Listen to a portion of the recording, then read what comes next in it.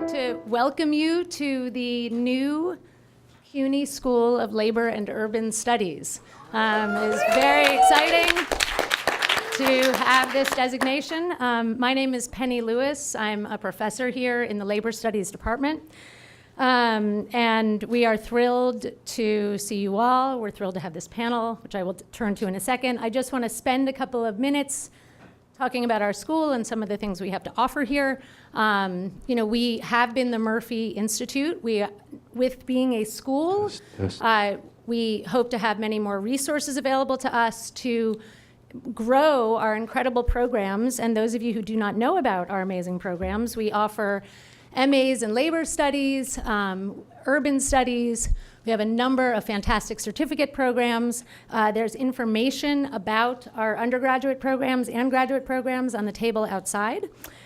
We also are the proud sponsor of fantastic research here. And if you go outside, you will see copies of this year's State of the Unions, a profile of organized labor in New York City, New York State, which was published by two of our professors here, Stephanie Luce and Ruth Milkman. So please pick up a copy of the State of the Unions. And of course, we are here being sponsored by New Labor Forum in our public programming. So we hope you, if you are not a subscriber to New Labor Forum, you will fill out a subscription card and you can pick up a copy of this as well here. Part of the services that we offer to students and that to try to make the fantastic education that we have here available to students comes through our diversity scholarship. We offer this scholarship for diversity in labor. It's promoting diversity and excellence in union leadership. If you or anyone you know might be interested in applying for support at the undergraduate level or the graduate level to pursue a degree in urban or community studies at the undergraduate level or labor studies at the graduate level, please pick up this information and ask someone here at Murphy about how you might get somebody plugged into that. Anyway, so welcome again. I will now turn over to our fantastic panel. I will say a couple of words of introduction about each speaker, but I would first like to kind of frame the conversation that we're having here today. I don't think I have to say to anyone here that these are grim times. Every day you think it couldn't get more grim, and then something happens. And those of us in communities that are fighting for civil rights, civil liberties, fighting defense fights in labor, like those of us in the public sector who've just had the Janus decision thrust upon us, we, I think, are accustomed to living in that kind of defensive mode right now. And what we are very lucky to have here are four leaders, people with incredible vision and experience who can talk to us about how to get out of a defensive mode and what kinds of visions we might have to create the kinds of social change that we need, new organizing strategies, as we described it, energy from unlikely sources, opportunities for new organizing. Each of our speakers has many years of incredible experience doing the kinds of work that they do and trying out many different strategies, both individually and collectively inside of their organizations.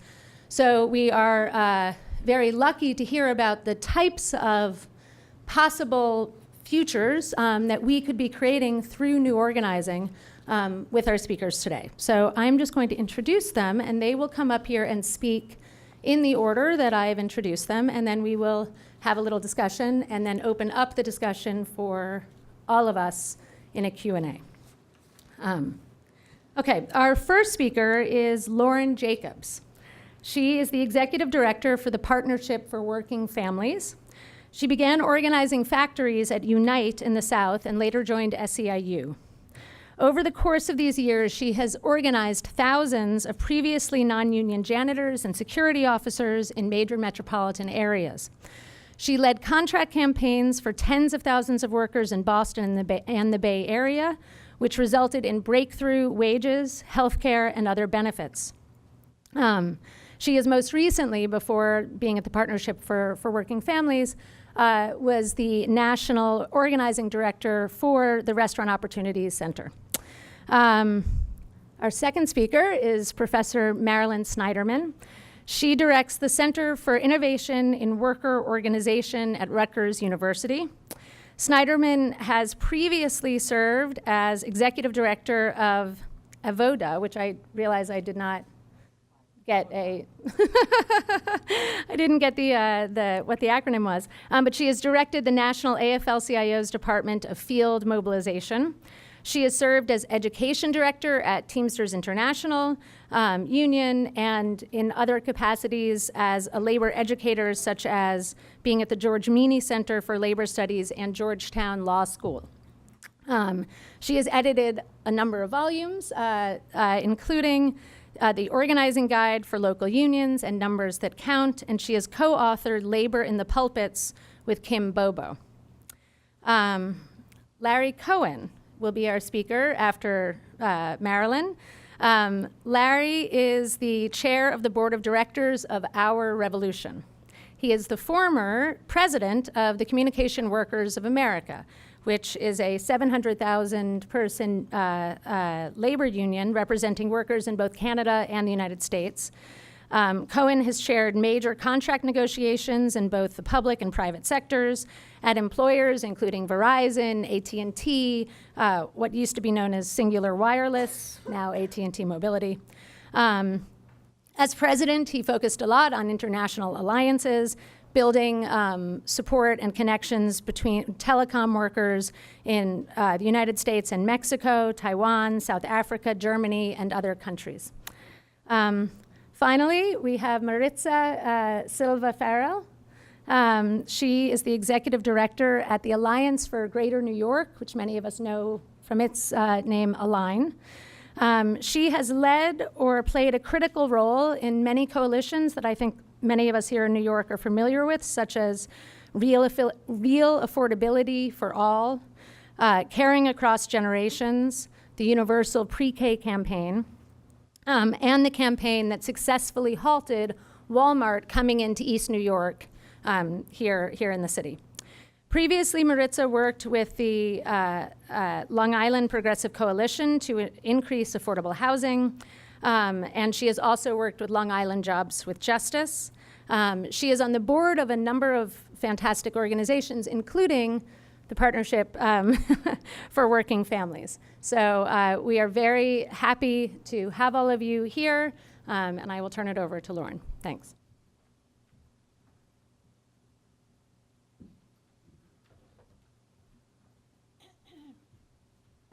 Hi, good morning, everyone. So I have a little bit of a cough. I will try not to do that into the mics. Just a little bit about the partnership, and thank you, Penny, for the introduction. I'm super excited for this whole conversation.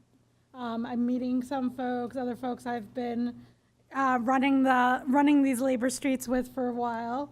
I'm really excited to have this conversation about what do we do.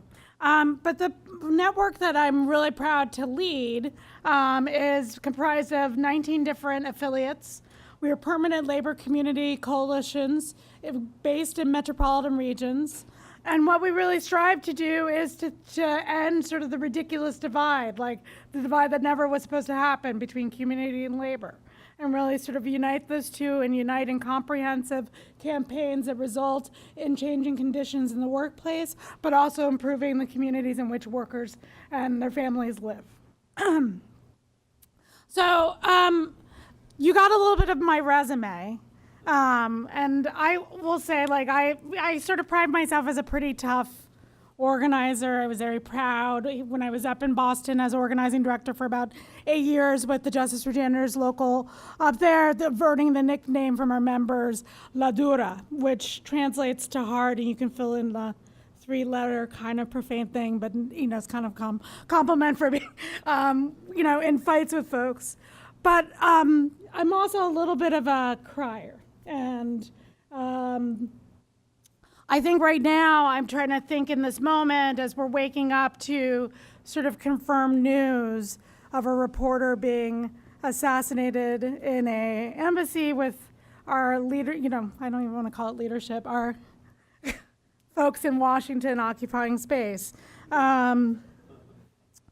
Sort of acting as though that's no big deal, and even saying, oh, well, he wasn't a U.S. citizen.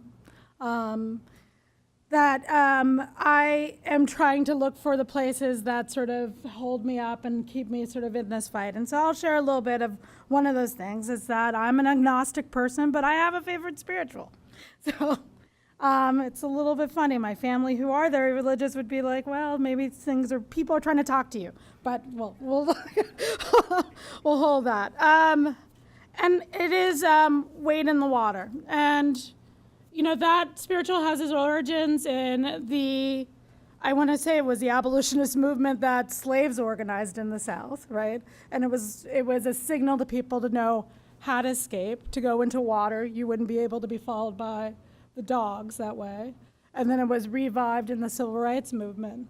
And I think that has to speak to us now because it is about sort of stepping out a little bit of not totally knowing what was going to happen, but sort of trusting that enough of us get into the water that it will be troubled, that things will begin to change. And so I do want to sort of say and be honest, I don't have an answer here. So if people were thinking I was going to come up and say, I know how to get us out of this, sorry. I think there are a lot of experiments and a lot of work that's being done across our network that's exciting and interesting and holds promise. But I actually am becoming a little bit unsure if there's going to be one thing. So as I was sort of preparing for today, I was sort of thinking, well, what do I think this is? I think there's like maybe 3 rules I would sort of throw out or 3 sort of admonitions that we should take. And they kind of relate to, 2 of them relate to running. Yes, I'm a pokey runner. I sort of pride myself a little bit on trying to get out there and stay a little bit healthy. And there are things I've learned from that. But then one I just think is a basic thing to our movement. So they are, running backwards is dangerous.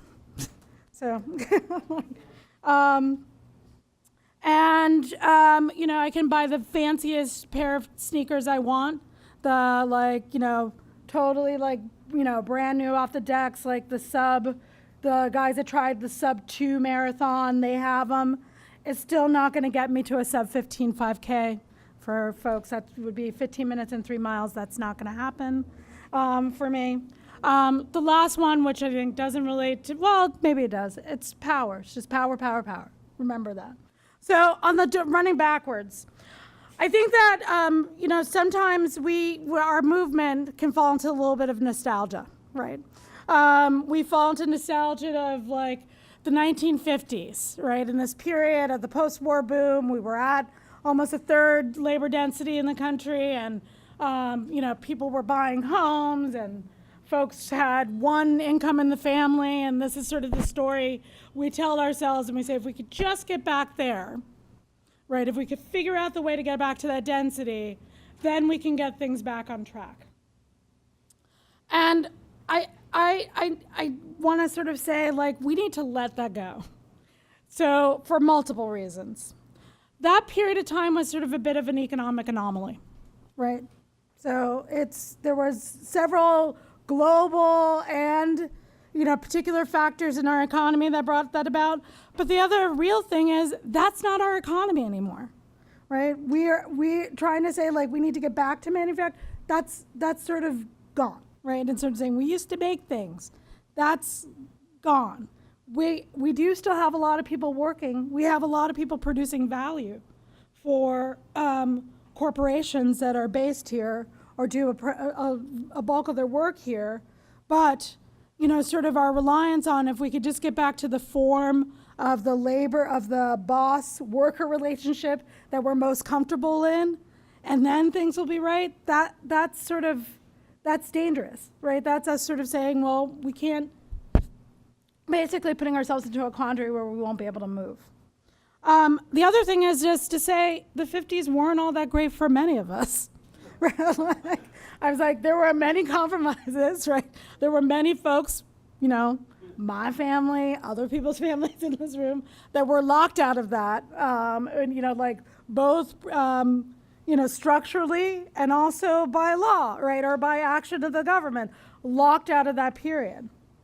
The other thing I think in terms of understanding that our economy's changed, and when I was saying about more people producing value, is that it's not just folks that are in the act of receiving a paycheck from an employer that are making money or producing work for many. So if we think about tech, for instance, and I am going to recommend an article that folks should read called Anatomy of an AI System, right? Just thinking about how the Amazon Echo works, right? So you're in your house, you're like, Alexa, turn on the lights.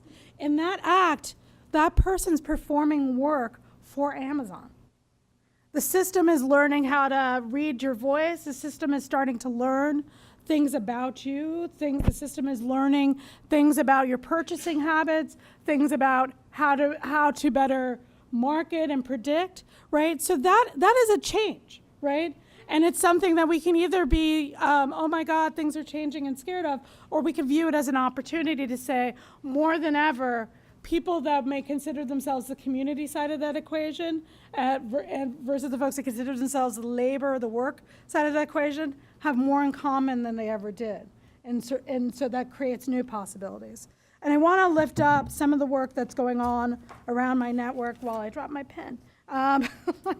But right here, right now in New York, and I'm not going to totally, because I'm sure Maritza will talk about this, but communities and workers are together making demands on tech about who is going to have access to the thousands of jobs that are going to happen here and come to New York City, and sort of challenging the gentrification of tech jobs. So that is a thinking about how are we bringing together, sort of parts that are seemingly separate. And Silicon Valley, Working Partnerships, which is one of our affiliates, has actually taken on sort of the entire tech business, not only for its work practices with its direct employees. They are engaged with a number of direct tech workers and coders in all of the big name campuses, but also the subcontracted workers that prepare meals on those campuses, that clean the campuses, that secure those campuses, that drive the buses for folks coming through the different metro regions of that area. And they've also taken on tech industry around its effect on affordable housing and other issues in the Valley, and have a very comprehensive plan and view of how they are tackling all these issues simultaneously. Look, we do need to fight for increases in the wages that folks are earning on the job, but we can't sort of separate that from the amount that it costs to actually afford to live someplace. So this is a work that is bringing those two ends together. And then our national network, combined with a number of our affiliates, like Align, like Working Partnerships, like the Warehouse Worker Resource Center that's in the Inland Empire, and are working together to figure out what to do about sort of the techopoly, right? And so Amazon, I talked about Echo, is one of our, well, it was trillion for one day, but it probably will get back up there, but it's a behemoth, right? If we really think about it, that small businesses now, most of them are having to go through Amazon to sell products, to ship outsource, so they're a point of a port of entry, kind of like the rails, in the old economic model. For many businesses, they have a plurality of the web services. So many websites that we use in other places are housed on Amazon servers, as well as now they are one of the larger grocery chains, right? So we're sort of seeing this expansion, and then there's also just the vast amount of data that they, through these ventures, have collected and have, which also they are going to be carefully thinking about ways to monetize. And folks will remember they had some toe dips into whether we're going to do health insurance or whether we're going to toe dip into mortgage provisions. Folks remember this, that they had these announcements. So we're doing some work with a bunch of different groups, both labor or other labor organizations, traditional unions, Teamsters and others, to talk about this work, but also groups that are thinking about the issues around having a company of this size have this big a place in the economy and what it means for democratic practice and the ability for communities to really self-govern. So I just want to say that's about us looking ahead, not looking back. So the second one about the sort of tech shoes, I think the other way to put it, this isn't science fiction. There's not going to be one tool, one X-ray, one teleportation device that's going to get us out of this. Not one magic policy, not one magic app, not one magic new reformulation of collective bargaining agreement. We need all of it. We need multiple strategies. And I think that is about trying a number of things and also being willing that we're going to fail on some things and that being okay. I also would say, going to my very last point about power, and remembering this and sort of remembering that if you don't train, so going back to the running metaphor, if you don't train, like, you're not going to be able to go the distance here. It is the same thing in this work. The core thing that we need to be thinking about as a movement, which a lot of the work that our affiliates are thinking about across the board, are where are the points of leverage for communities and workers? Where are the points at which we have maximum power? And how are we engaging in fights? And I do want to say some of this is about our willingness to cause disruption and our willingness to be sitting in the sort of uncomfortability that comes with that, right? The rending of some relationships, the rending of our own comfort at times, right? That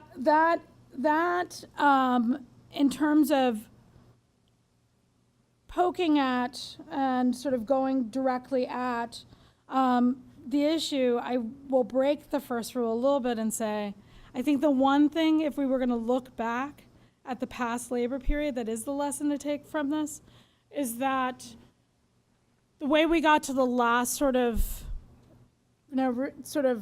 structure of collective bargaining agreements wasn't that somebody came up and said, I have this really great thing. We're going to do these contracts, and it's going to have a union security clause and a check off, and then we're going to have a grievance procedure. It was workers striking. Right. It was workers doing general strikes and shutting down whole cities. Right. And that brought about then the space to think about what was the way that the two sides wanted to move forward. And I think it is the thing that we need to sit with right now in this moment. And so I want to go back to how I open and say, so this is a moment about a little bit of wading in the water and figuring out how we are going to trouble the waters themselves. Because it's a bit of our faith that if we can strike out and tackle and break up and break up the ability of companies like Amazon and others to be able to continue to steamroll through the economy, think about ways in which communities are fighting back and taking the demand on having self-governance and not turning over to mega companies that want to come in, sort of like the HQ2, and sort of dictate the terms of what the city looks like. That's Amazon's headquarters, second headquarters. Dictate the terms of what gets built, where will be built, what's sort of the handout that the cities are going to give away. That if we're willing to step into this and to challenge them, then the new things that will encapsulate power will arise from that. And that's the sort of trust and faith I think we have to have, and not so much worrying about the tech thing first. It's to get to what's the thing that's going to force the conversation and force the readjustment and the realignment of power. So, thank you all.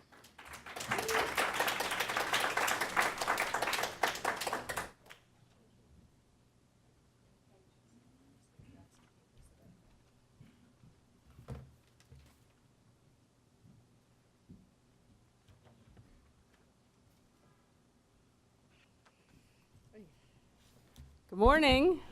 Morning. My favorite, when I first walked in, where's Nick? Where did, Unger said, I said, how you doing? And he said, great, but there's always an asterisk on my head, which means great given the moment we're in, and I feel like that's right. I'm quoting you.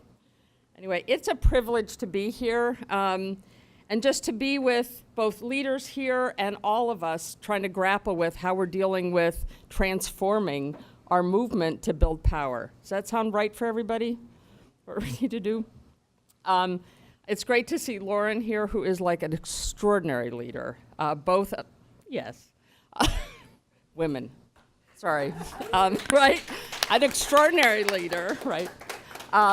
You know, with this groundbreaking network that they're building. This is like really important stuff. And bringing with us, one of the themes I want to have is how do we bring with us the work we've done, how do we learn from it, and how do we build on it, all right? And so that's what it's great to see Lauren here, to see Larry, who we spent, when I was field director at the AFL-CIO, we spent hours figuring out how do you build labor community power locally through both labor councils and Jobs with Justice. And I just so appreciate everything Larry's done. And having Maritza here on what I call the hope, right, as far the future where we're headed and how do we get there. Anyway, it's great to be here, and it's nice to see so many faces of folks I know here. So this is, and as I said, may we all continue to keep learning and building on being able to say, this is what we're letting go of. We tried it, and it didn't work. And here's stuff that we really did get to work. How do we build on it? And I think that's the challenge now. And again, to quote Lauren, there's not one strategy that's going to turn all this around, but may we think about all these strategies and also align them, right? That's part of, for me, the real challenge. So I wanted to speak specifically about something called bargaining for the common good. Has anybody heard that? Oh, good, good. Well, it's a growing movement, and it's extraordinarily exciting. Let me see. I think I warned you. I said I'll need help.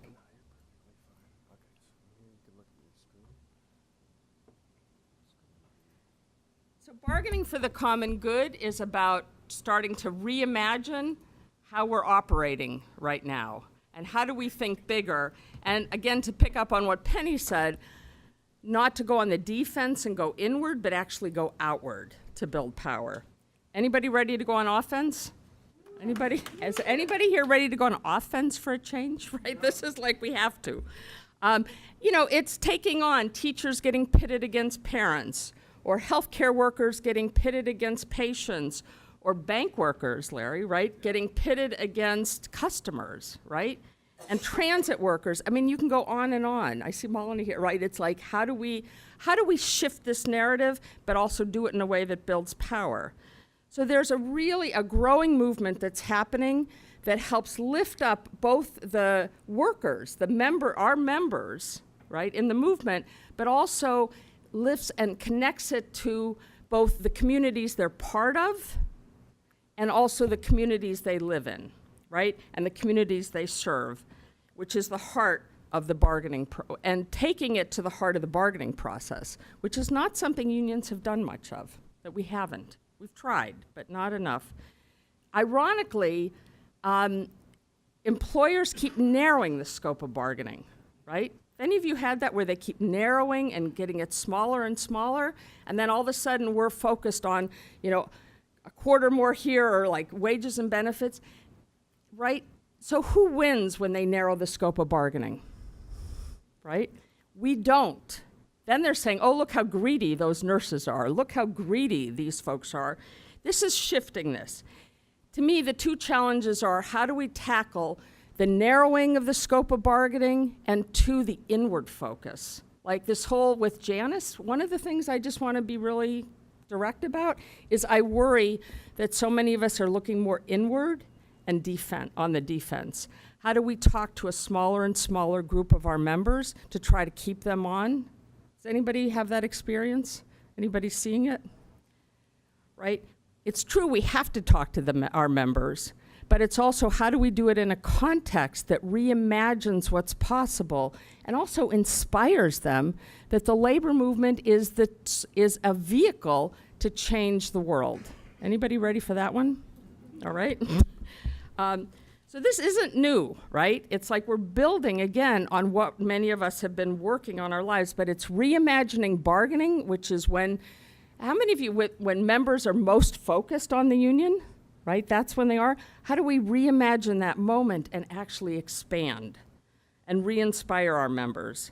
And I would say both our current members, but also our potential members. And also, how do we link this work to the communities that we work in? And remembering our members are parents, renters, neighbors, immigrants, black, brown, white. We carry all of this with us, right? So how do we link those lives together? So that's really what bargaining for the common good is. To me, it's about building power, and I don't think we have a choice but to build power, and it's the kind of energy that'll help us get there. So let me just give you a concrete example, all right? This was when I was in St. Paul recently, and of course it was in the middle of the winter, so it was freezing. But there had been a history there where the teachers were constantly pitted against the parents. Does that sound familiar? I don't know if that happens in the schools here, right? Right? You know, we would do this for you, but those parents, or the parents, those greedy teachers, right? And so the local there said, we got to change this dynamic. So instead of getting pitted, they brought the parents in. And they started saying, like, what kind of schools do you want for your kids? Right? How do we do this together? Because we have so much more that unites us.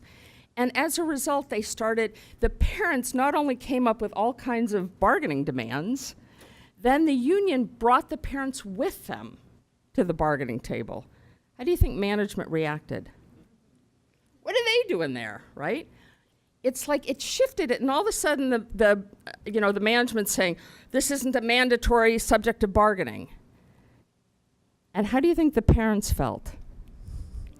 They went nuts because they started like putting down all the bargaining demands that the parents came up with and said, enough, right? So the parents got totally energized, started bringing other people into the mix, and the whole union has been transformed in terms of what it's trying to fight for and who's helping to design what the bargaining demands are, who's at the table. It's all shifting. And over the years now, they're actually getting bigger and bigger.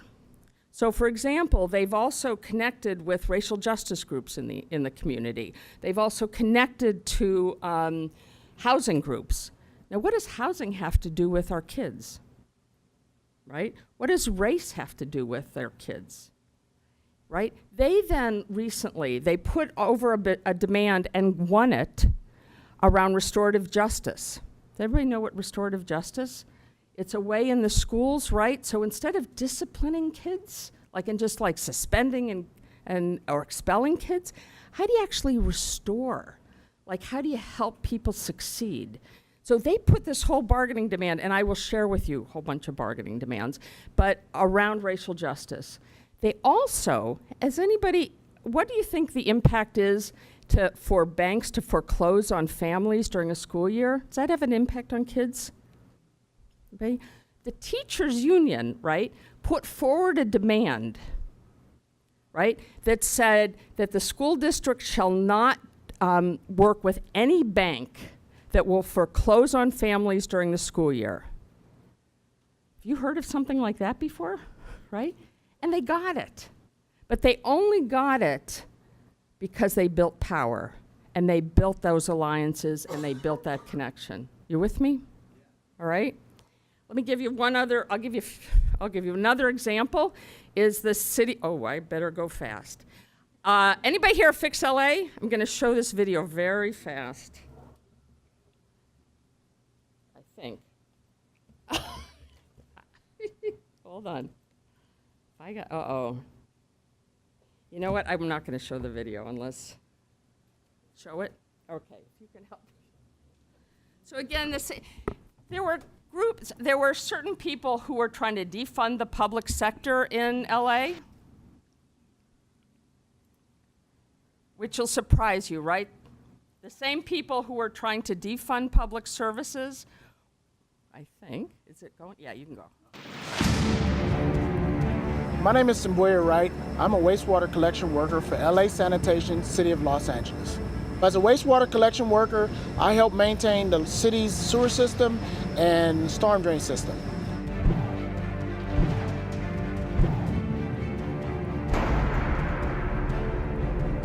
Any In of this rings- 2006, LA City officials entered into agreement with New York Mellon Bank. To date, this horrible bank deal has cost us $65 million. And if our elected officials don't do anything about it, it's going to cost us $140 million. It's impacting city services in many ways. We're looking at all these different things that the city is not doing for the citizens anymore. We're looking at filthy, dirty streets, dirty alleys. We see furniture everywhere. So we see a health issue. We see a lot of harmful things that are not being picked up in the streets, and also the sewer system is not being appropriately taken care of. We're looking at sewage spills every other day, and we only see that half of the sewers are being maintained. One of the biggest challenges for wastewater workers is trying to maintain 39,000 catch basins. It takes 80 employees. We're down to 24. It's very difficult. A catch basin basically captures all of the trash and debris, and what we do, we bring a giant Vector truck. It's basically a wet vac. We suck up all the trash and the debris, and we take that and dump it at our Hyperion treatment plant. If we don't continue to maintain the catch basins, we can have trash and debris ranging from dead animals, ammonia bottles, bleach bottles, and just everyday trash that people throw on the street enter into the Los Angeles River, the Port of Los Angeles, and the Santa Monica Bay. You know, we have to speak on behalf of the poor and the destitute. And when we see this disparity of hundreds of millions of dollars going to rich banks, and then the city is not doing anything to address the issues that we have in our city, we have a big problem in our hands. We got the answer. We don't need to go in there cutting any more money from the workers' pockets. We don't need to go in there cutting any more street services or community services. We are marching to let these people know that we need to fix our streets, not Wall Street. Stop giving it away to the banks and the big corporations. We're going to march, I think, down to City Hall, and our goal is to try and get the council, CAO's office, and the mayor to work with us to try and fix Los Angeles.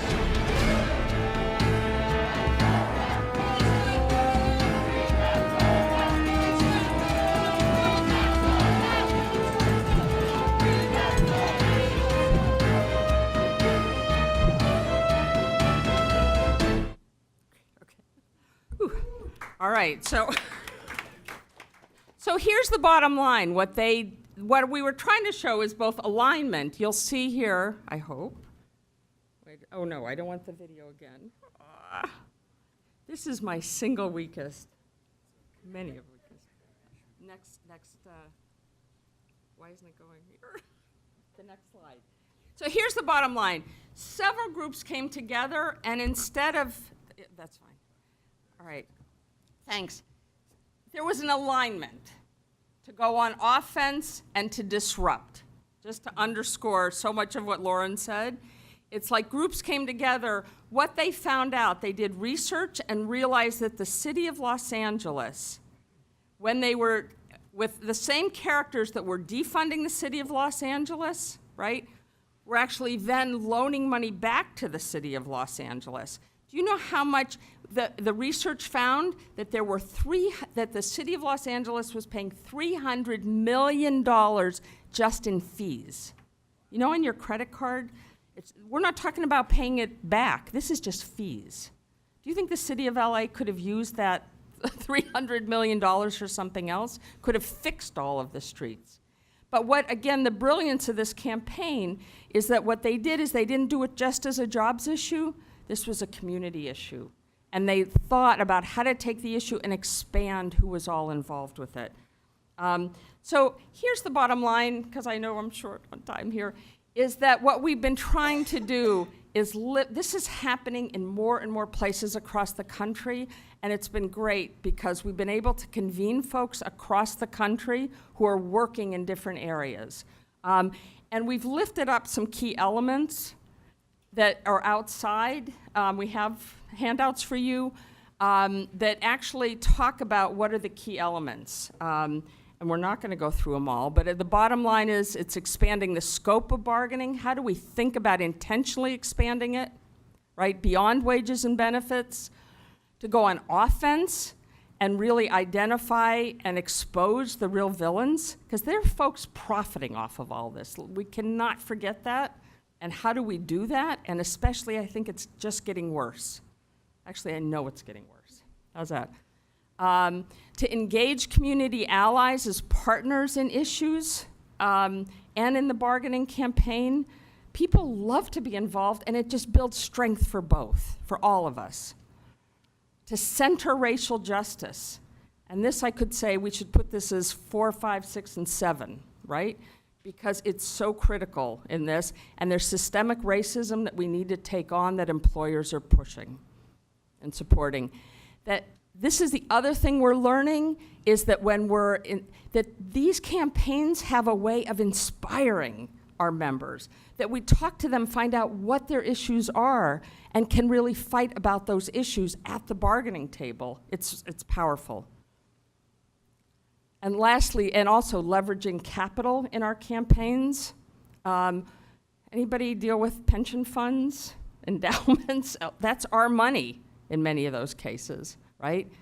And that the underscore that the campaign doesn't end once the union settles a contract. So one of the things that I think we're gonna mail out to everybody who's here, we just have captured and all these incredible bargaining demands that are coming up around the country, what people are really pushing for. And they are things that will knock your socks off. We have, and we'll share those, but really putting racial justice front and center. We have demands around climate justice that people are saying, what, right? Yes, right, well, especially speaking of that report. Around education, and I think a lot of the unions involved in education are doing some extraordinary work. Finance, immigration, public services, private sector, we're exploring and starting to build on. I want to give a shout out to Larry, because anybody hear about the Wells Fargo fiasco, right? Right. This was an issue of workers, bank workers, who are then pushed to sell predatory, just do all kinds of terrible stuff, for customers that were coming in and really screwing over customers. And the bank workers said, enough, we're not going to do it. So who do you think really was behind bringing down Wells Fargo? It was these workers. And I want to just give a shout out to CWA. That's an example in the private sector of bargaining for the common good. And then we have, as I said, we're going to give you a whole bunch of bargaining demands, but they're really concrete. I mean, literally, this is that foreclosure piece, right? About no foreclosure during the school year. This was how to really take on the Wall Street investment. This is one of my favorites. If I can't read it as well, but you can. But we'll send these all out to you. Sanctuary employers, how do you think our members feel when we take this on? And that say that we won't collaborate with ICE, right?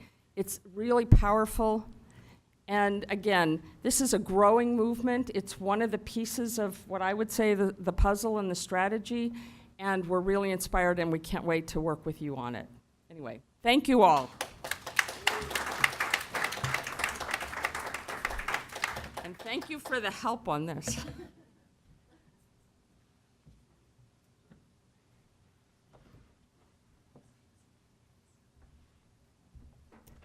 Give a shout out there to my brother.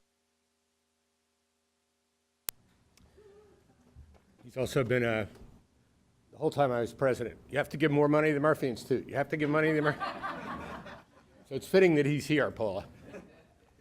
Anyway, and the question is, I'll put this on the floor so I don't spill it. Anyway, great to be here with my sisters and some brothers. So I'm here in this case because I'm going to give a plug for New Labor Forum. The latest issue, I have a piece in here called "The Time Has Come for Sectoral Bargaining," and Paula, who recruited me to write that, also recruited me to be here. And so if that subject's a little bit tedious, hopefully I can wade in the water a little bit and also relate it to the common good. And then Marissa's going to get us focused on New York City and what everyone in this room can actually do. So, so why focus, at a time like this on something like sectoral bargaining? Even the name makes me sort of get drowsy. And for me, and almost the whole time I've been active in CWA, is also doing what I'd call community organizing through the union. And Arthur was part of that journey for many of those decades, if not all, probably all. And so this notion of common good, whether it's public sector where it's sort of obvious, it's like if you don't bargain for the common good in the public sector, who's going to be on your side? Good luck, is what I would say. Even though, we have to still learn those lessons, and I think that was great. But as Marilyn said, in every single case, you have to do a version of that. The big strike we had that was famous 20 years ago here was healthcare for all, no cuts at 9X. Now, nobody even knows what 9X is anymore, but it used to be the main, it's now Verizon. So we'll make that simple and move on. But in terms of these few minutes and this article that I wrote on sectoral bargaining, so that comes out of sort of a lot of pain, as Lauren was talking about. I was the founding chair of Jobs with Justice 32 years ago. I was young then, by the way. And many other similar kinds of things, including our revolution coming out of the Bernie Sanders campaign. I said to Bernie at the very beginning, my term had just ended as CWA president, and I had said to our stewards, I'm back in the streets. I have a decent pension, 39 years. And I said to Bernie, it's great that you're running for president. I'm interested in building a movement. And at the time, he said, he wouldn't say this now. He put his hand on my arm. He said, Larry, I know I'm not going to be president. We're doing this to build a movement. Now, he changed his mind about that a few months later, and to this day would never say that. But for me, that was about building a movement. Our revolution is a piece of that movement. And I say this only quickly at the beginning here because, where I'm coming from is that, number one, we have to build a mass movement. It has to be explicitly political. Every piece doesn't have to be political. But the mass movement of what I call 50 million or more people, that's really where we have to aim higher, has to explicitly be, we're going to fight for political power, racial justice, economic power, parts of that. But second, that we get politically in this country, we are all candidate addicted, and I mean addicted like heroin. We wait for the next candidate at every level, and then we celebrate on the left. So-and-so just won, and this one won. And this goes for Bernie. If he was sitting here, he'd hear this. He's heard the same speech from me. We're candidate addicted. The rules matter. The rules matter. And as you heard from Marilyn, CWA, we have Committee for Better Banks. Arthur's heard all of this because he chairs the committee that funds a lot of these things. We have a rank and file committee. These new things called growth have to go through this elected committee that he chairs. And, a lot of people say, Committee for Better Banks, it's crazy, you're never going to get bank workers to do anything in this country. So at the same, or the Verizon Wireless campaign, which is 20 years. So one of our things is, as long as the workers fight, we fight with them. It's not about winning necessarily, it's about building something that adds up to something. But the rules matter. Whether it's the political revolution, as I would call it, whether it's the Kavanaugh shit show, the rules matter. We look at the outcome, we look at the issue, and yeah, that's where we get our energy. That's where our fire comes from. Energy from unlikely sources, what brings us here today. I'm going to come back to teachers' strikes in West Virginia. Key part of shaping what I call sectoral bargaining, what the rest of the world calls sectoral bargaining, but how you get there for us. It is a mass movement. It's not just come up with a new bureaucratic form. Those fights lead to the ability to have different rules.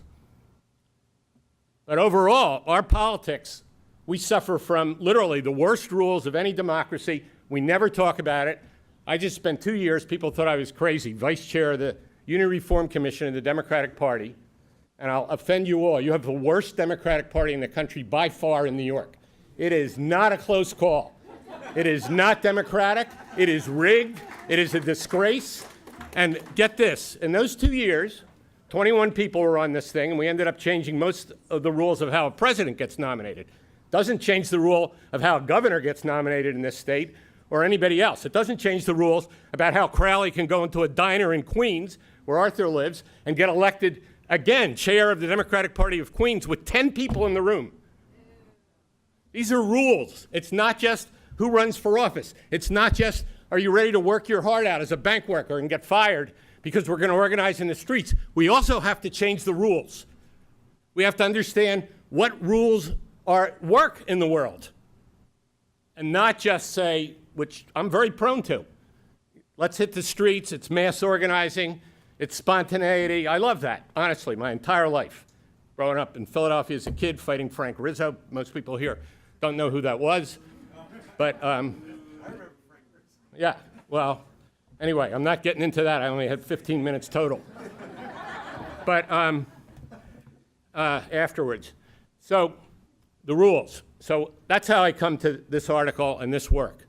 So there's a lot of work going on now where a bunch of us are trying to promote a real discussion about sectoral bargaining. And again, there's other things that come into this, but we don't have the minutes for that right this minute. And it comes for me from a number of places. So one of the good things about the CWA work was almost all good things, but was getting to work across borders in a global way in very concrete ways, like 18 years to build an organizing at T-Mobile, which is still, these workers are still, I mean, we've hardly gotten anywhere on that, to be honest, except people have learned a lot and workers are in that fight. The only thing organized in T-Mobile is one store in Harlem, in the entire country, in terms of traditional organizing. And that's 18 years, and that's the largest union in the world, Verdi, the services union of Germany, as the partner for CWA in that fight. 18 years of that fight. The bank workers is probably 8 years short for us. But in the course of that, what happens? We have this partnership with Verdi that's grassroots, call center workers there, call center workers here. But also, for me, I get to learn a lot about how does bargaining work in Germany. Verdi, 2 million members. It's the main service sector union in Germany, by far. In most of those sectors, all the employers in that sector have to bargain with whatever the unions are. Now, they don't bargain everything. There's still a lot of stuff at the workplace level. But the bigger things, that's how they're bargained. And it's not just Germany. It's not just the Nordic countries, which is where this model is the strongest. Think about South Africa. Many of us were involved in the fight against apartheid. The ANC, after smashing apartheid, in their sort of first 100 days, one of the key things they did is establish sectoral minimum wages and sectoral bargaining, 36 sectors in the case of South Africa. So they had the chance there. They had total power at that time, and there's a lot of issues in between now and then. I get it. But the point is, they had real power then and could do anything. They didn't go to what we have, which is hard to even describe to anybody else.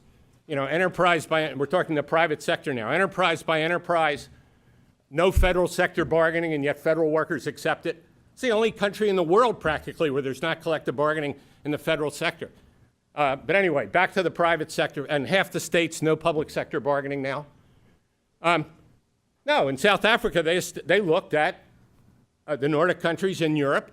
They looked at Brazil and Argentina. Chile used to have sectoral bargaining. The United States and U.S. economists, after the coup that we helped engineer, one of the first things they did is get rid of sectoral bargaining in Chile. And so the rules matter. It's not just about finding, as important as it is, and that is where our energy comes from, new ways to organize no matter what. Resistant movements have been built in way worse conditions than what any of us face. Any of us. The worst, the most oppressed of us here. Like the South Africa story, what it was like to be in that ANC for forever, for its entire existence. We don't face that, and many other examples. But the rules matter. It's not just mass organizing, massive organizing, mass organizing. So global north, all of Europe, even in Canada, the education sector is by province. South America, Uruguay, Argentina, Brazil, Bank workers, you know who got us into the bank worker organizing in CWA? The finance workers of Brazil from Sao Paulo. They actually funded, not that we didn't put in funds, but they funded it in a big way, the initial Committee for Better Banks work here. They put in about $100,000 from their, why? Because in Sao Paulo, they had all these New York banks at the bargaining table with them, sectoral bargaining, all the banks, the Brazilian banks, the Spanish banks, the US banks, and the Bank Workers Union. And they had the ability to fight too. It wasn't just on paper, it wasn't just bureaucracy. What was the outcome from that? The wages and standard of living of bank workers in Sao Paulo, including now with the crisis they're in politically, much higher than anywhere in the United States. And they have real power. And it's the same banks. So when the rules are one way, Brazil, these banks operate one way. When the rules are what they are here, which they will now fund and fight to keep the way they are or worse, they operate totally differently. Same CEOs. Energy. So lots of us know a lot about West Virginia, the whole movement called Red for Ed. But what's the main takeaway from that? Again, it's in the article. Main takeaway from that should be that, number one, mass organizing. Teachers organized, 2 unions involved, but frankly, they organized across the union structure and without the union structure. 55 counties. The T-shirt, which I should have worn today had I thought of it, 55 counties altogether. That was their T-shirt, 55 altogether. Common good. Communities, students were in it in all 55 counties. When those teachers were on strike, they fed the kids because in many of those counties, it was the only decent food those kids got. Common good. In their bones that it was about the common good. And they were able to bargain with that governor. And this is a great example that's hard to reproduce. Stuff that in New Jersey, where I spent 20 years, that's where my CWA life is totally, or was. You can't bargain classroom size. You can't bargain health care, thanks to the Democratic legislature that collaborated with Chris Christie. We used to be able to bargain health care. They made that deal. Health care is off the table. You can't we could go on and on about what you can't do. Taylor law, strike 1 day, you're fined 2 days. West Virginia, no bargaining law, let the shit hit the fan. And if you're unified, and if you have the community on your side, you can bargain at that level. That's the sectoral level. In Canada, by law, I think in every province, don't hold me to that, but in virtually every province in Canada. Not school district by school district or school board by school board, but the whole province of Canada. That's the model that's working in the world for the most part. But it's not just about the model. I don't want to become a structuralist here. Yeah, the rules matter, structures matter. It's the linkage between building the kind of political movement that can win demands like this, aiming high enough so that if we do win, we actually do transform things. Many of us here, me in particular, are heavily involved in the Employee Free Choice Act. That's old at this point. Hard for us to accept. That's 15 years ago. Our power has slipped tremendously since then. If we're going to talk about, quote, labor law reform, we're going to have to aim much higher because that kind of workplace by workplace bargaining that's most of my life, that kind of workplace by workplace organizing and bargaining is what I meant to say. We're not going to get to where we need to get the kind of economic transformation with black, brown, and white workers united. That's right, Marilyn. We'll get nowhere if we skip over that, as you pointed out. But we're not going to get to that place, workplace by workplace in this country. We know the numbers. 6.5% of the private sector has bargaining rights. You heard from Lauren, it was 35% when I was a kid growing up in North Philadelphia. And we're not going to get there even if we recreate a much better way to do that. And frankly, the political equation is exactly the same. If we unite and fight for something like the Employee Free Choice Act, by being in the streets, by having a broad movement, not by having just that one issue. We'll never get anything with one issue, as we heard. It's got to be a bunch of issues that together lead to a vision of the world that's worth fighting for and working for. But it's not to reproduce the Employee Free Choice Act, in my view. And this is a conversation that me and others are trying to get going everywhere. And interestingly enough, the teachers union, AFT, Randy herself, learning from West Virginia, are very much interested in getting this conversation going. Because it's hard to imagine why we would want to sign up, in the case of New Jersey, to have 567 different negotiations, when all these things are off the table. It's also illegal to strike there, when instead we could talk about sectoral bargaining, and there'll still be other issues about right to strike and other things, where you actually bargain with the governor and the state legislature. That's what you saw in West Virginia. But it's not mainly the public sector. This is mainly about the private sector. Let's imagine that we had sectoral bargaining for those bank workers who've been organizing for years now. Let's imagine that we had that, and all the banks had to be at the table with the representatives of, and it could be more than one union, of the unions. This is what goes on, again, in most of the world that has collective bargaining coverage at 50, 60, 70%. We're not talking about union membership. We're talking about collective bargaining coverage. And so what happens? The organizing in these countries becomes more like our internal organizing, because the employers know they're going to have to be there one way or the other. They can't shut the door down on bargaining rights. Bargaining rights are part of the political rights of those democracies. And in my view, and what I've written about here, and what I look forward to talking more about, if we don't think more like that, and we continue to just think that it's about find the resources to organize, which, you know, our union will continue to do, and many unions here will continue to do. Without that offense, we'll never get any of this. Without those examples, we won't get any of this. Without that inspiration, we won't get any of this. But if we couple that inspiration that we get, whether it's Red for Ed or any of these other fights that are going on right here in New York City, incredibly inspiring stories. Fast food would be another example of this. Many, many stories like this. Without those stories, we won't have the examples to build the kind of a movement of millions and millions of Americans that says, we're going to change this country. We're going to tackle the rules that have blocked us deliberately from the time of the original Constitution. It's tough to say that, but we better get there. A Constitution based as much on slavery as democracy, as much on private property as on common good. And changing the rules, a whole bunch of them, are going to have to be what we fight for, even if the only thing we care about, which it's not, would be that, damn it, why can't workers in this country go to work, have some rights, and be able to make a difference in terms of the lives of their families and their communities? And most of all, we have to believe, and I said this all the time in the Bernie campaign, we must believe that we can win. We must say it together, loudly. We believe that we can win. We believe that we can win. We believe that we can win. Thank you.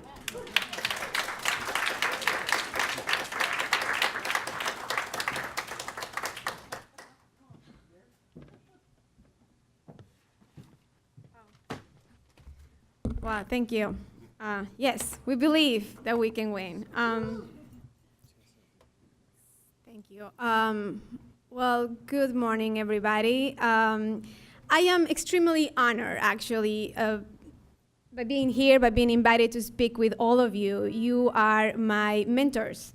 I am pretty excited to be learning from you, not only through hearing you talking today, but through talking outside these big rooms, right? Strategizing with Lauren, Marilyn, Larry. Thanks to CWA, Align is here. Align was born actually through the vision of CWA. We used to be known as New York Jobs with Justice before we became Align. So thank you for that. You guys made it possible for me to be here and made it possible for us to do the work that we do here in New York City. So I want to start with that, and then I want to say a little bit about myself. You can probably hear I have an accent. So I am an immigrant. I am a woman of color who was born in Ecuador. I moved to the United States about 18 years ago with the idea of learning English and going back to my country.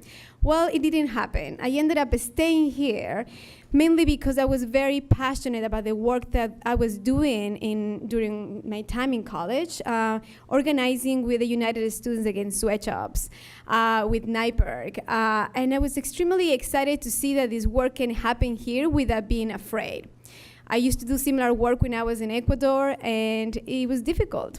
So organizing and now being paid organizer was an amazing thing for me to actually experience at that time. This was like 18 years ago. Yeah, my God, I feel old. So I stayed because the movement actually opened their arms and allowed me to work in around housing issues, work rights issues. I did some consulting work, which really inspired me so much to be able to be part of the Jobs with Justice movement back then with Long Island Jobs with Justice. So that's why I'm here. So you all and the movement itself got me, and I'm here. My entire family still lives in Ecuador. And now what I do is actually lead an organization that is moving the work to transformation. So Align is the Alliance of Greater New York. What we do, we build coalitions and long-standing alliances, justice, faith groups. And the work is not only about building up campaigns and strategic campaigns, but also transforming the economy, looking at the root causes of income inequality, and specifically thinking about how do we change the situation that we're living in when it comes to climate change, right? So there's always a talk about like we cannot have jobs in a dead planet. That is real. That's very real. We think that climate change is a thing, right? That just appeared. But the reality is that climate change is the result of income inequality. Climate change actually is happening because of racial injustice. It's happening because of gender injustice. It's happening because our workers haven't been able to get paid well, right? So all those issues that we're talking about today and how those issues intersect is what we're trying to do here at Align by working at the intersection of the economy, equity, and the environment. And what I want to talk about specifically on what we're doing is similarly on the common good work, similarly to Lauren's work, similarly to talking about sectorial work. And as a new leader, perhaps I've been as ED here at Align for almost 2 years. What we've been thinking about is experimenting with what we have. A couple of things I want to share. One is in terms of how do we build power when we don't have it and our people don't know that they have it and that they can actually be moved, right? So the need for organizing on the ground with the mass population and people who even are in the unions is really critical today. I was speaking with a labor union leader recently, I'm not gonna say who, but he was sharing to me his frustration about how is that all the members that he have not voted. And he said, well, look, there is pockets of neighborhoods in New York City that, we have tons of members and they are not getting engaged in anything. What can we do? Well, I love challenges. And I said, look, that sounds something I would like to be involved in. Why don't we talk about going into those neighborhoods? Give me the map. Give me the names. We go into these neighborhoods and actually talk to your folks about things that they care about. We don't have to talk about wages and benefits. We don't have to talk about your union. We can talk about things that they care about. It could be the traffic light. It could be the housing issue. It could be water. It could be anything. Let's just talk and meet people where they're at. Let's go back to the old times of how organizing actually happened. So the idea here was just to build capacity based on what people need rather than telling people what they need. Well, this person was really excited about the idea, and we're going to start doing some of this work, not only for these coming up elections, but in the future as an opportunity to just engage with members, particularly in the public sector unions, right? Now, luckily, we don't see a lot of decline on membership, right? Like folks that are still paying their dues. But I expected if we don't actually get ahead of the game, we're going to be losing members. Right? And the only way I believe we can actually keep members in the unions is if we meet where people are at and we understand what their needs are. So that's something that we're going to be starting doing, and this is not something new. That actually has been part of the movement. That has been something that has been done. We just have to go back to it. So that's one thing that we're trying and experimenting with. The other thing I want to talk about is a little bit of what Lauren mentioned around Amazon. Right, so our economy is changing. Our economy is changing because technology is happening, because all these big corporations are actually they're creating new ways of somewhat controlling us, right? Like I feel like my kid is asking me, he's 5 years old, and he's like talking to Google in this little thing. I'm like, wait, what is happening here? Google, put this music on. I'm like, what's going on? I didn't know that that is actually possible, but yes, they are controlling our lives, and we need to just get ahead of this.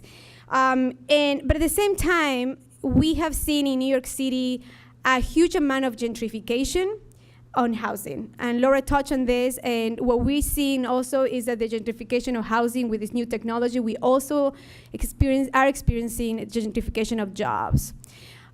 So with the technologies, there you get people from other parts of the world, other parts of the country coming in, and the folks who actually need the jobs don't get to access to those jobs, folks from our communities, Black, brown, women, people who can actually be trained.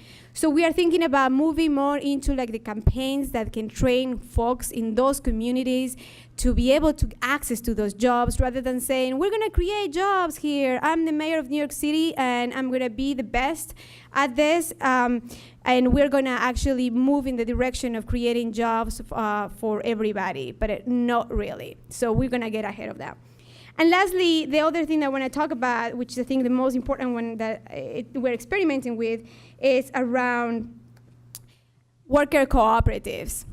So back in the 80s, in the 80s, I think, in the 70s, there was this idea that unions actually can be organizing workers and become members of a cooperative, right? Now with the decline of union membership, I think we have an opportunity to think about sectorial work, particularly in the public sector work and the services that we receive, where public money is being given to private corporations.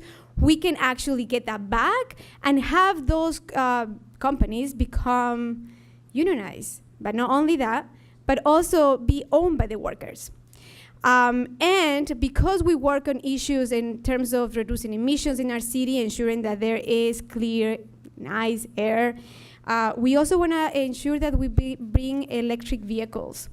So we are experimenting with this new thing, which is a campaign that will bring electric school buses and a pilot new brand company that will be a worker-owned cooperative, represented by ATU, one of the members of the unions. So it's a good idea, it's a new idea, but not only to have one company, because as it was mentioned before, that doesn't work. What we have to do is actually change and transform the entire sector. So we want to move in that direction. Get the entire sector of the public school buses to be a worker-owned cooperatives, because about $2.1 billion go to those companies from our taxpayers' money. And if we give the power to the workers and also ensure that parents and teachers are part of that worker cooperative, we have more accountability.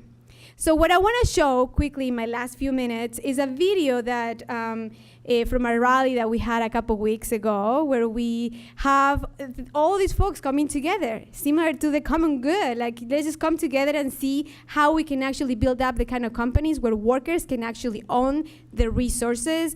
And that's what we want to be moving on in terms of new ways of organizing. So hopefully I figured this one out. Let's see. Should I press which one? Which one do I press? I was not instructed. This one? Maybe? The New York City school bus system is broken. This hurts parents, teachers, the drivers, and most of all, our kids, especially those with special needs. That's why a coalition of parents, education, environmental, labor, and community advocates has come together to call for a new model, a cooperative company that is jointly owned by unionized workers and parents.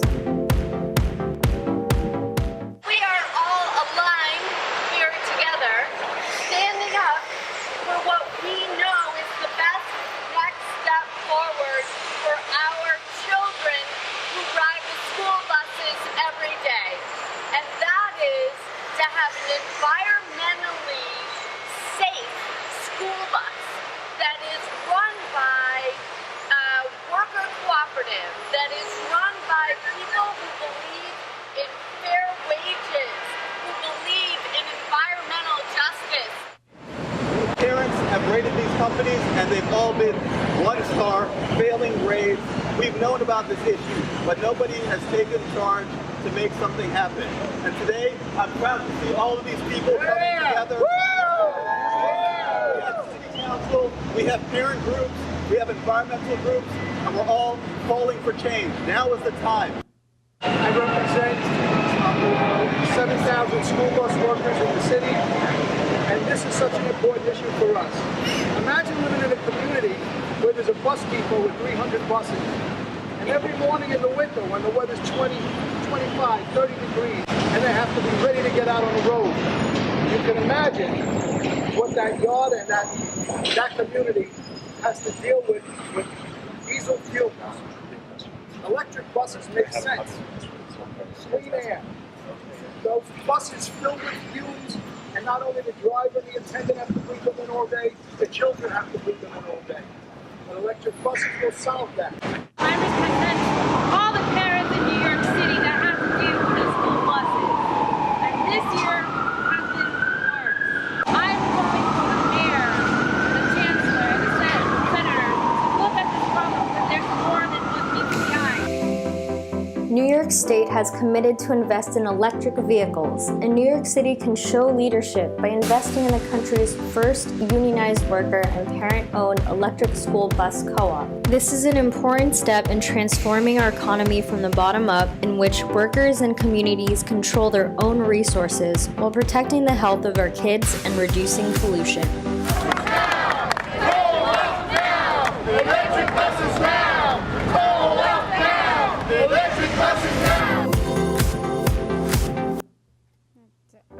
The New York City school bus system is broken. This hurts parents, teachers, the drivers, and most of all, our kids. That's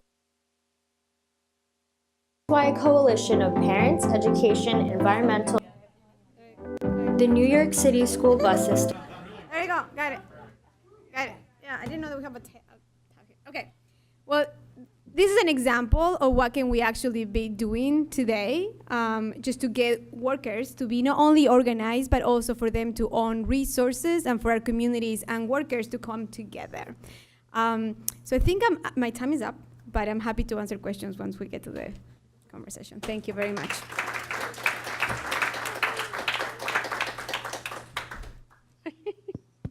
Marilyn, yours. Oh, yeah. Hello? Oh, yeah? Okay, great.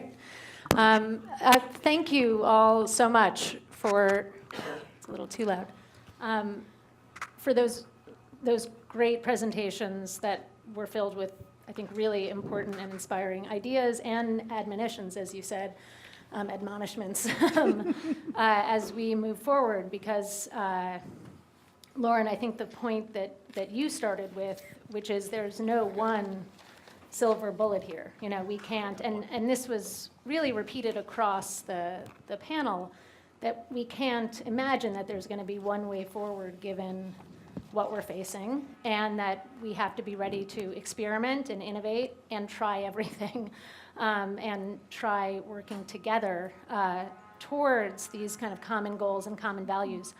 And to that end, I thought, since you've all now had a chance to listen to each other, although I know you're familiar with each other's work, it would be interesting to hear you all talk about how your actual work relates to each other, the points of connection and support that you all have developed and align with each other in some of the concrete projects. And from there, you know, other allies or you know, both institutions and groups that maybe we haven't talked about that you see as being central to building on the types of innovations and organizing directions that you're all moving in.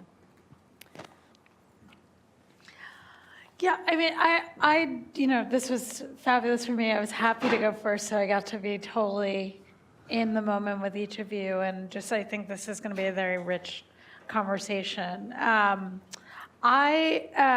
You know, I think that, you know, one thing I didn't mention in talking, and I think it sort of came up as I was listening, is that, you know, with the central problem we're facing is that the outsized power of corporations in our society, right? Like, we knew, of course, there's the running of the economic sector, but that has bled over into the running of the government.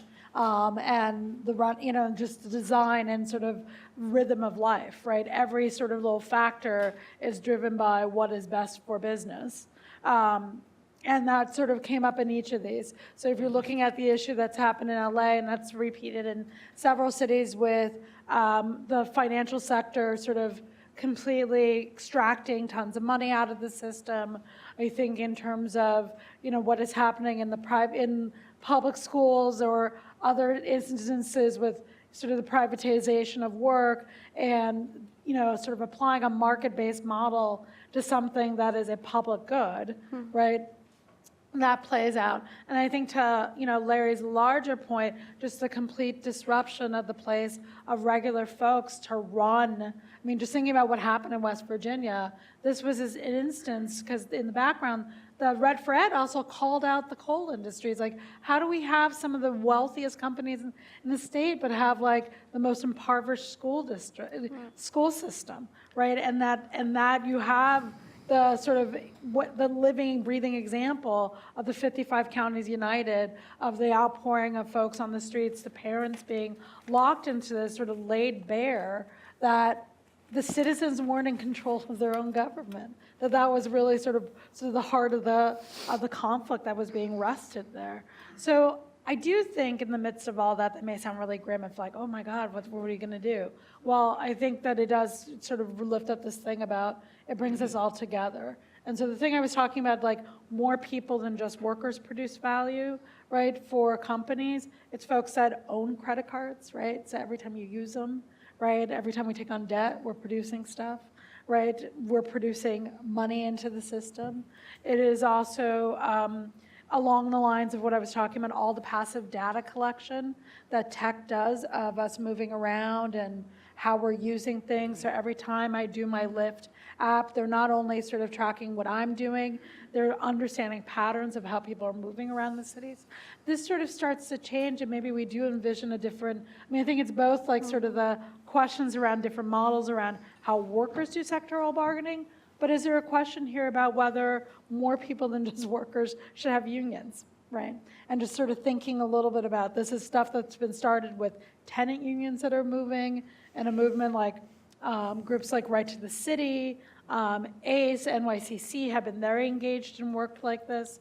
But do we imagine sort of similar things like the move to have students strike on the debt that they owed simultaneously after reaching the critical mass? Do we imagine other movements of collections of folks that are putting and producing profit for the system, taking collective action to demand a restructuring of the system? But I do think that there's like a lot of this work, what was coming up was thinking about what are the different ways and the different tools. I do also think Larry's point begs the question, and I think there's a uniting thing about both we need the disruption, because I don't think you get to make the rules until you get the power to be able to make the rules. Right. Yeah. So it's both like we got to have a vision and a view of like, if we get power and be ready to move and take steps to enact certain things, to change the rules, to maintain power and grow our power as as the majority of the people, right? But I also think we have to be thinking that it's not just sort of, because I think the problem with EFCA is we thought we could just sort of slide it in, right? And that we were going to sort of trick the bosses into letting us run the show, and that failed. Right, and that is a lesson for me in the midst of that moment in my own union that I sort of walk away from. But I'm curious about what my sisters and brother thought as well. Should we mix it up? We Yeah, don't need to go this like, we want, all right, yeah, I think, talk I just to want each to other. build, I think, what I was excited about was how the links were, and thank you for putting this together, but it really is, like, there was a common analysis. For me, it used to be when we talked about Occupy Wall Street, people talked about the 1%. I think now we're actually talking about the 1/10 of 1%, right? I mean, just to be among us. Well, I have a mic on, right? But anyway, but there is a growing concentration of power and wealth at the top. So given that, one choice is to say, what do we do? The other is to really figure out how we align. and this is building on Maritza, but it's, forgive me, it's beyond New York, right? It's all over. We have to figure out kind of who's there calling the shots and defunding the work and attacking the work that we're doing, which is blatant state by state, and figuring out how in the co-op, right, in the worker co-op, how are we thinking differently about aligning the work we're doing across unions and across community and other racial justice groups? Like, how are we doing that in a really strategic way? And that's the thing that I was hearing in all of it, because it will take that in order to get the disruption to build the sectoral. I mean, we've been talking about that forever, right? How do we actually get there? Because it matters. Anyway. Yeah. I mean, I was just so glad to hear that we are thinking differently, right? I have the sense that there is such a momentum right now to not only disrupt, but also transform. Not only resist, but also like think differently. How can we actually not only organize our folks, but also shift the way we do things? Recently, somebody mentioned to me that, this idea of the extractive economy, it was just like, our economy is extracted by all these corporations and all these like terrible polluters and so on and so forth, and that is actually right. This is happening, has been happening. We actually are the consumers, really. How are we taking back that power? How do we reclaiming our own power by demanding the ways in which we want to live, right? So I think that's another piece, and it comes down to capitalism. It comes down to the way we live our lives. And one thing is just to say, well, the corporations are doing all of these things, which I think, we always know that. We know that there is a lot of power on the top. And the reality is that in many occasions, we have given away our power. And we'll continue to do it. So I think, how do we reclaim that? I think this is what I think is important to me, and change the rules and disrupt and be creative about how we do it.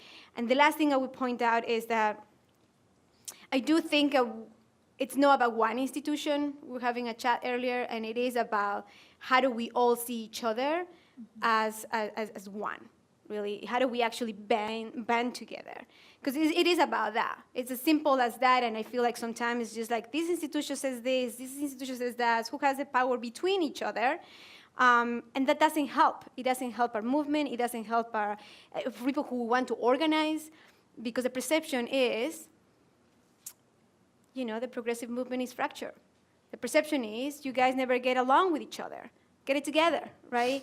And then the reality is that there's great examples of great things happening, and we're not talking about them. So I think all of that in combination is really important. And I tried, like last night was my event. We do our galas just to fundraise for our organizations. And that was one of the things that I want to lift up and say, like, there are great things, and we should be, as much as we can, try to be optimistic and try to see things with different eyes.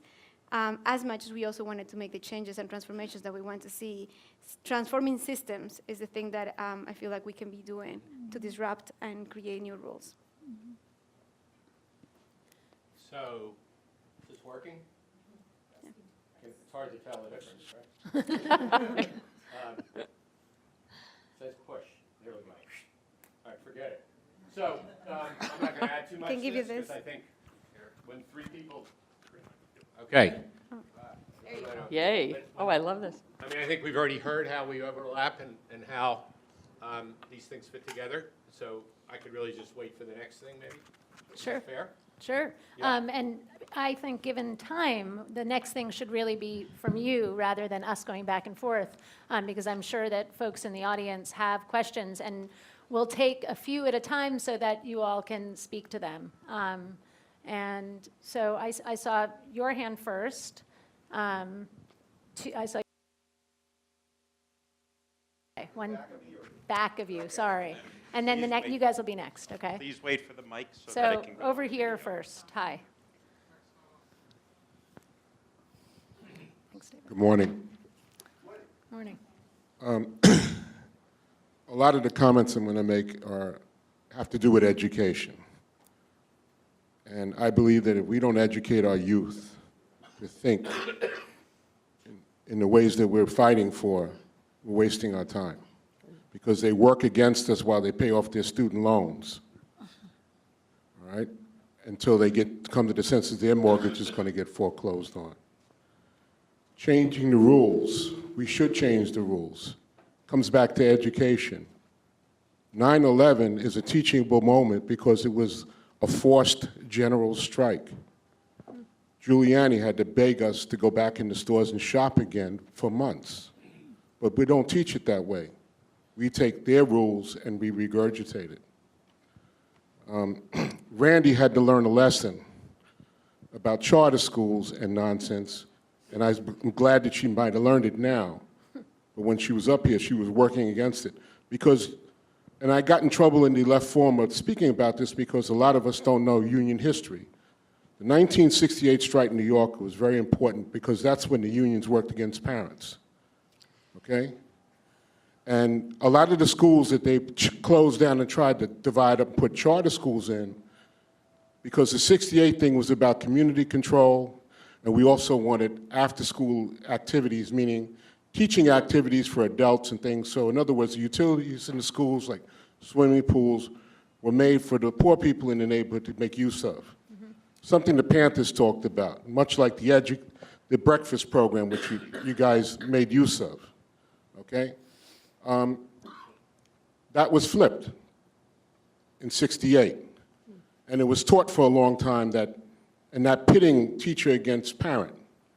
So all the schools that were attacked first to be divided up were one of the first schools to take on the after-school program. Andrew Jackson, for example, Franklin K. Lane, these are all gone. They're divided up, and the after-school programs are no more. So we have to organize in that fashion.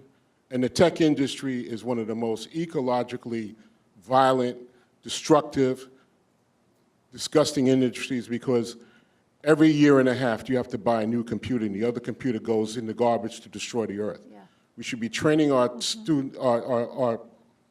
young people in the ET to make programs that you can reuse. We'll pay for the program, but stop making me buy new stuff. Great. Yeah. All right. Thank you. I think if we can get that along, and another thing I would suggest, and I'm gonna close with this. Okay, great. I used to go to the dentist a little early because I used to walk with the folks that were on strike in front of Spectrum. So I ducked the needle for 20 minutes walking. In other words, one union has to support the other union. And that goes back to reverends in church. Reverend T. White used to speak to Harlem and tell them, do not go against your neighbor, the nurses on strike, and broke it down by money on how little they were fighting for. Yes. So if we can do that, and if we can somehow work that in, I'm down. Great, thank you.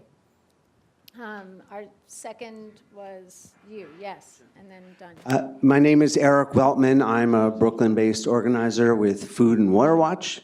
And along with New York Communities for Change, we are all too eager to disrupt. We do that on a regular basis. One of our principles is that we need to lead with what we need. And what we need in terms of climate change is a rapid transition away from fossil fuels to 100% renewable energy. And my question is sort of hearkening back to your incredible point about not looking back but looking forward. How can we engage the labor movement broadly in embracing a future or even natural gas and oil and gas? And how can we engage the labor movement in moving away from fossil fuels to 100% renewable energy? And not deepening our reliance on dirty fossil fuels by building pipelines and power plants that transport and burn fracked oil and gas. Thank you. Danya. Hey, I'm Danya from the Worker Institute at Cornell, and I'm curious about where offense and defense intersect. offense and defense intersect or support one another, since we definitely have to play offense and we definitely have to play defense. Great. So that's a lot for you all to work with. Larry, if she asked where offense and defense intersect. We have a lot we have to defend, and I presume, but then how would we transform a fight that is a defensive fight into an offensive fight? And I would just say, you all have such great concrete experience with these things that any, actual lived experience with this and real examples, I think, would be really helpful to all of the points that were made here. I could attempt to answer Eric's question. We've worked together in so many coalitions, and it is hard for the labor movement, particularly folks who are affected or could be affected by 100% renewable energy in terms of losing their jobs, right? So for some unions, it's difficult. As much as the idea, it's important to support, because we all know that we can't have jobs in a dead planet. We need to move away from fossil fuels. That's a fact. We all know it. It's complicated in the sense that it is thoughtful, in a way that we protect the jobs that folks have right now, and ensure that the transition is a just transition. The transition to fossil fuels needs to be done not from the top down. It needs to be done with the workers who will also be affected by this, and be very open as to what the solutions need to be. So I think there has to be a bridge between perhaps the environmental movement as well as labor, particularly folks who have members in that industry. And I think some of that work we are trying to do, and we're working on with Align and other groups in the city, moving some of these conversations. But as always, as I said before, go back to the basics of organizing, meeting people where they're at is usually the best way to be able to have those tough conversations and come out with policies that will actually benefit everybody for the common good. Sure. Yep. Anyway, I'll skip this. Here, Larry, use it. Anyway, so I'm going to just jump on this one and then come to the one about offense and defense. So this is a really deep question, and there's lots of, in my opinion, lots of problems with why that unity isn't where I think it could be. And it speaks to the point I was trying to make. I don't think we're going to get that unity unless it's part of a broader political movement that has many points in it. And I realize that to environmentalists, or even to me, my two daughters, we really believe the world's burning up.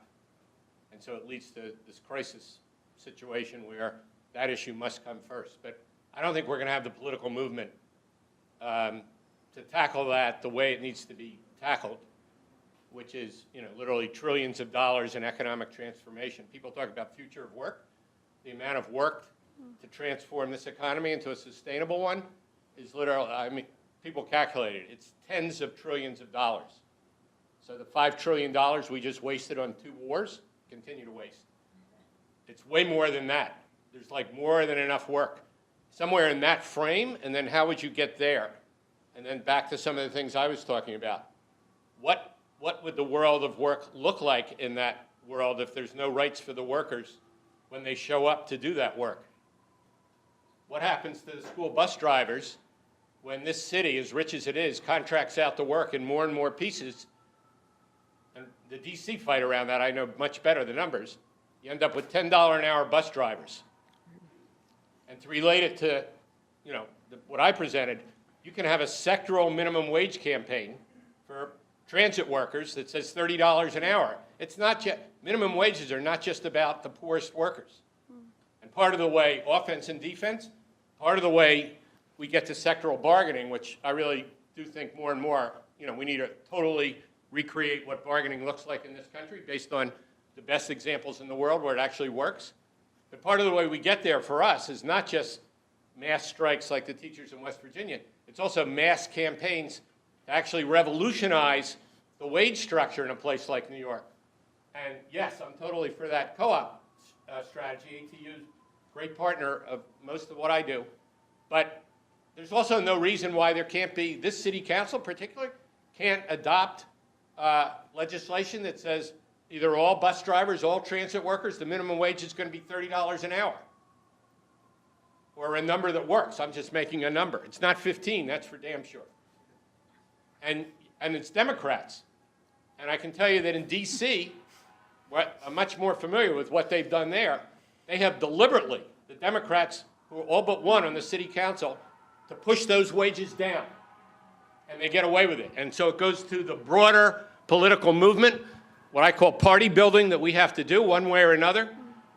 But the short answer to your question would be, number one, the president of the mine workers said to me, because our union when I was president was very much into the issues you're raising. And the president of the mine workers, who's a good friend despite these obvious issues, said to me, you know, Larry, Cecil Roberts, I've heard about transition my entire life. And he's like my age, maybe older. Nobody ever does a damn thing. They talk about it. And so that's not meant to make any of us where environment is the first issue feel bad.